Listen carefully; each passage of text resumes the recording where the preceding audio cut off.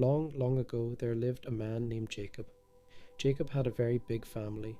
He had many sons, not one, not two, but 12 boys. Their home was always full of noise. Some boys laughed, some argued, some worked, and some played. But among all the children there was one boy Jacob loved in a very special way. That boy was Joseph. Joseph was born when Jacob was already an old man. Because of this, Jacob's heart stayed very soft toward him. When Joseph walked near him, Jacob smiled. When Joseph talked, Jacob listened. When Joseph worked, Jacob praised him. People today sometimes say, favorites bring problems. That is exactly what started to happen in this family. One day Jacob decided to make something special for Joseph, a beautiful coat. It was not an ordinary coat, it was long. It was colorful, it was bright and easy to notice. When Joseph wore it, everyone could see from far away. This boy is loved more than the others. Joseph was still young. He did not understand what that coat meant to his brothers. To him, it was just a gift from his father.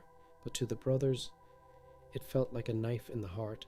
Every morning the older brothers woke up early and went to the fields. They worked under the hot sun taking care of sheep and goats. Their clothes became dusty and sweaty. But Joseph sometimes stayed near home with his father. And when he came to the fields wearing the shining coat, the brothers looked at each other quietly. No one smiled. Inside their hearts, jealousy began to grow. At first it was small, just a bad feeling. Then it became bigger.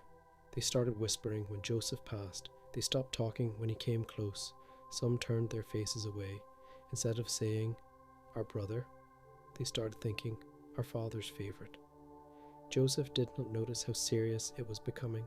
He still spoke freely. He still reported things to his father about what his brothers were doing in the fields, sometimes even when they made mistakes. To Joseph, he was helping. To the brothers, he was exposing them. Now jealousy mixed with anger, and slowly love inside the family began turning into bitterness. The peaceful home of Jacob was no longer peaceful.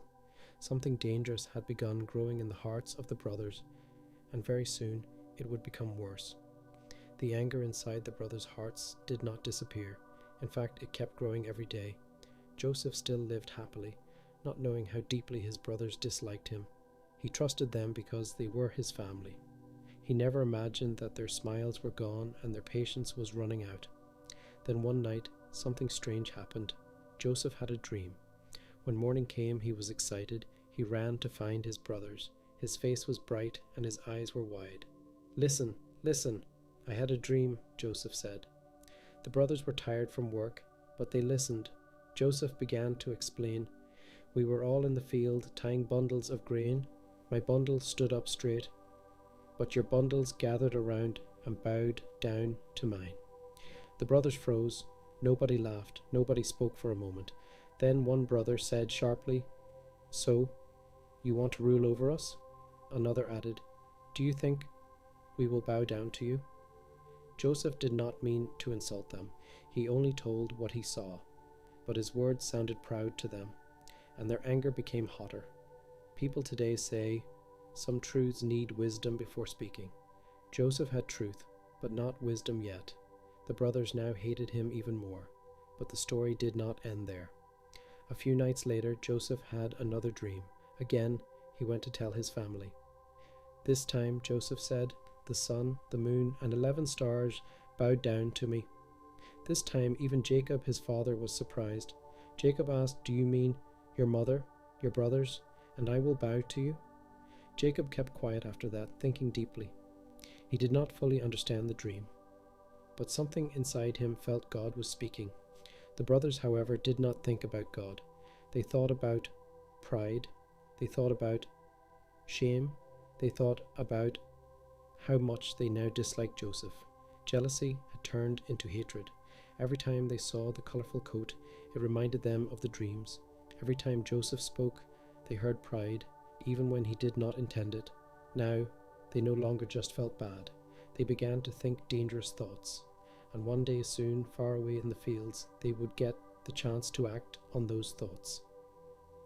One morning, Jacob called Joseph. Your brothers are far away in the fields, taking care of the animals, he said gently.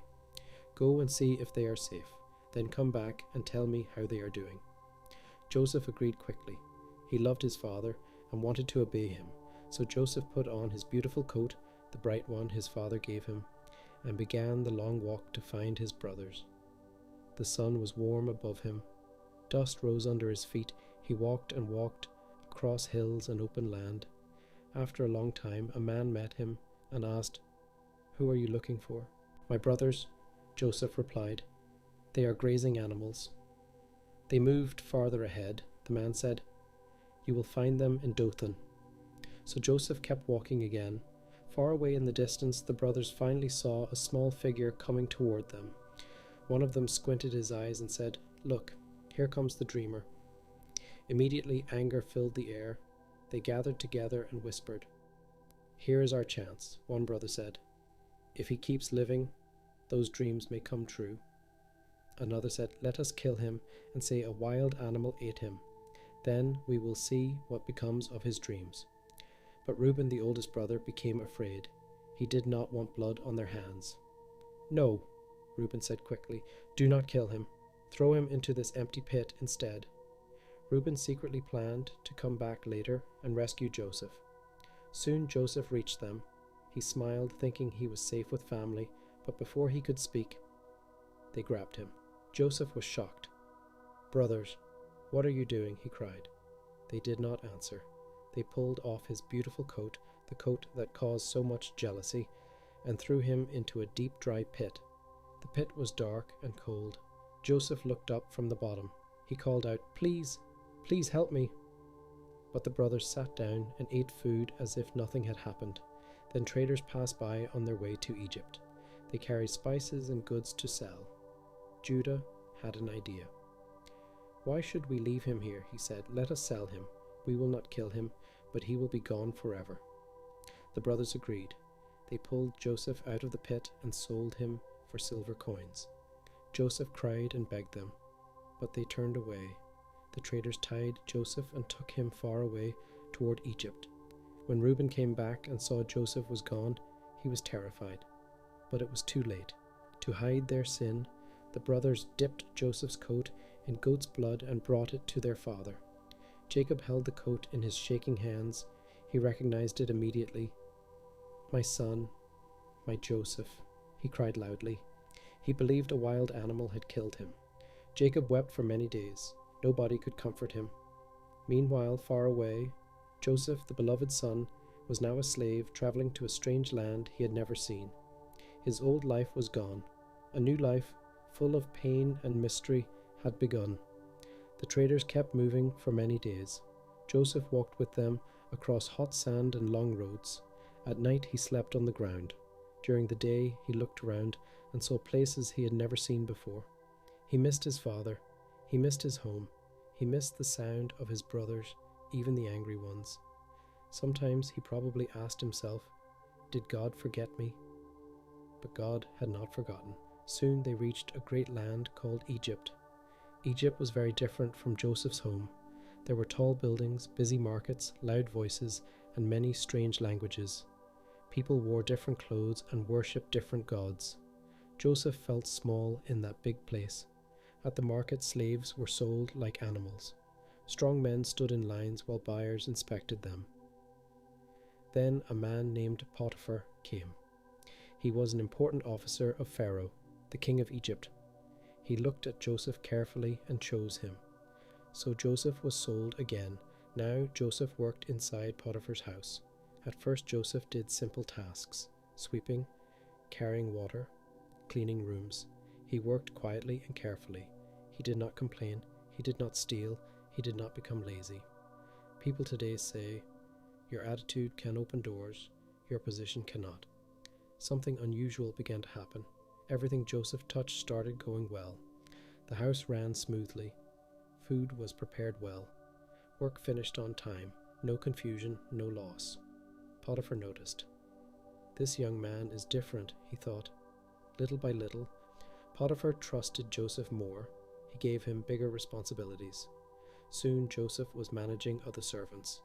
Later he was managing the whole house. Finally Potiphar put Joseph in charge of everything he owned. Potiphar did not worry anymore, except about the food he ate. Even though Joseph was far from home, God was still with him. Joseph had lost his family, but he had found favor. His life was becoming peaceful again. But peace does not always last long. Inside the same house, a new danger was quietly waiting. Joseph was now in charge of Potiphar's house. Servants listened to him. Work moved smoothly. Everything was organized because Joseph was careful and honest. Potiphar trusted him completely. But inside the same house lived Potiphar's wife. She noticed Joseph. Joseph was young, strong, and respectful. Every day she watched him move around the house doing his duties. Soon her heart began to want something wrong. One day she called Joseph. "Come stay with me," she said softly. Joseph immediately stepped back. He answered politely but firmly, "My master trusts me with everything. He has kept nothing from me except you, because you are his wife. I cannot do this wicked thing. It would be a sin against God." From that day she kept asking him again and again every day. Joseph kept refusing. People say today doing right is sometimes lonely. Joseph chose to stand alone. Then one day, when no other servants were inside the house, she grabbed his clothes and tried to force him. "Stay with me," she demanded. Joseph quickly pulled away and ran outside, but she was still holding his garment in her hand. Now she became afraid she would be exposed. So she decided to lie. She began shouting loudly to call the other servants. "Look, this Hebrew slave came to insult me," she cried. I screamed, and he ran away, leaving his clothes. When Potiphar came home, she told the same story again. Potiphar became very angry. He did not ask many questions. He did not investigate carefully. Joseph was taken and thrown into prison, just like that, from trusted servant to prisoner. Joseph had done nothing wrong. He had obeyed God, yet he suffered. The prison was dark and heavy with chains and sadness. Men cried, doors slammed, hope felt far away. Joseph had lost his freedom again, but even inside the prison walls, God was still with him, and soon something unexpected would happen in that prison that would begin changing Joseph's future. The prison was a sad place. Thick walls blocked the sunlight. Heavy doors made loud noises. When they closed, men inside spoke in low voices or cried quietly at night. Joseph was now one of them, a prisoner. But Joseph did not become bitter. He still worked faithfully, just like he did in Potiphar's house. He helped where he could. He spoke kindly. He stayed honest. After some time, the prison guard noticed him. "This man is different," the guard thought. Soon the guard trusted Joseph and gave him small duties, then bigger ones. Before long, Joseph was helping manage the prisoners. Even in prison, Joseph was leading, because wherever Joseph went, God helped him. One day, 2 new prisoners arrived. They were important servants from Pharaoh's palace, the king's cupbearer, who served drinks to Pharaoh, and the baker, who prepared his food. They had offended Pharaoh and were thrown into prison. Joseph was assigned to take care of them. After some days, Joseph noticed something. Both men looked troubled. Their faces were worried. Their sleep had not been peaceful. Joseph asked gently, "Why do you both look so sad today?" They answered, "We each had a dream last night, but nobody can explain what it means." Joseph said, "Only God gives meanings to dreams. Tell me what you saw." The cupbearer spoke first. "In my dream I saw a vine with 3 branches. The branches grew grapes quickly. I squeezed the grapes into Pharaoh's cup and gave it to him." Joseph listened carefully. Then he said, "This is the meaning. The 3 branches are 3 days. In 3 days Pharaoh will restore you to your job. You will again serve him his drink." The cupbearer's eyes filled with hope. Joseph added quietly, "When you are free, please remember me. Tell Pharaoh I am innocent and was brought here unfairly." Then the baker shared his dream. "I carried 3 baskets of bread on my head. Birds came and ate the bread from the top basket." Joseph became serious. "The 3 baskets are 3 days, he explained. "In 3 days, Pharaoh will punish you, and the birds will eat your flesh." And exactly as Joseph said, 3 days later, it was Pharaoh's birthday. The cupbearer was restored to his position. The baker was executed. Joseph's words were proven true. The cupbearer was free again. Joseph waited. He hoped. He believed the man would remember him. But days passed, weeks passed, months passed. The cupbearer forgot Joseph. Joseph remained in prison. Yet the story was not over, because soon Pharaoh himself would have dreams that nobody in Egypt could understand. Time passed slowly in the prison. One day became another day. 1 month became another month. Then years passed. Joseph was still there. He might have wondered, will anyone ever remember me? But at the right time, something big happened far away in the palace. One night, Pharaoh, the king of Egypt, had a strange dream. In his dream, he stood beside a river. 7 fat, healthy cows came out of the water and began eating grass. Then 7 thin, sick-looking cows came out of the river. They were ugly and weak. Suddenly, the thin cows ate the fat cows. Pharaoh woke up, frightened. He slept again and had another dream. He saw 7 full heads of grain growing on one stalk, beautiful and strong. Then 7 dry, thin heads of grain grew after them. The thin heads swallowed the full ones. Pharaoh woke up again troubled. Morning came, but peace did not come. He called all the wise men and magicians of Egypt. "Explain my dreams," Pharaoh commanded. They tried, they guessed, they spoke many words, but none could explain the dreams. Then suddenly, the cupbearer remembered. He bowed before Pharaoh and said, "My lord, today I remember my mistake. When I was in prison, a young Hebrew man explained my dream correctly. Everything he said came true." Pharaoh immediately gave an order. "Bring him to me, quickly." Soldiers rushed to the prison. Joseph was taken out. They shaved him and changed his clothes so he could stand before the king. After years in darkness, Joseph now stood in the bright palace. Pharaoh said, "I hear you can explain dreams." Joseph answered humbly, "I cannot. But God will give the answer." Pharaoh told the dreams. Joseph listened carefully. Then he spoke calmly. Both dreams mean the same thing. God is warning Egypt. 7 good years are coming. There will be plenty of food everywhere. After that, 7 terrible years of famine will come. So severe people will forget the good years. The room became silent. Then Joseph continued, "Choose a wise man and store food during the good years. Save grain in cities so people will live during the famine." Pharaoh looked at his servants. "Who could be wiser than this man?" he said. Then Pharaoh turned to Joseph. "God has shown you all this. You shall be in charge of Egypt. Only I will be greater than you." Just like that. From prisoner to ruler. Pharaoh put his ring on Joseph's hand, dressed him in royal clothes, and gave him authority over the land. People bowed as Joseph passed. The boy, who was once sold by his brothers, was now the leader of Egypt, and the years of plenty were about to begin. The good years began just as Joseph had said. Rain fell at the right time. Crops grew tall and strong. Fields were full of grain everywhere. Joseph traveled across Egypt, organizing the work. He told workers, "Store food now, save for tomorrow." Huge storehouses were built. Grain was gathered like sand, so much that people stopped counting it. For 7 years, Egypt had more than enough food. Then the change came. The rain stopped. The ground became hard and dry. Plants died. Animals became weak. The famine had begun. Not only Egypt suffered, many lands around it had no food too. Far away in Canaan, Joseph's family also felt the hunger.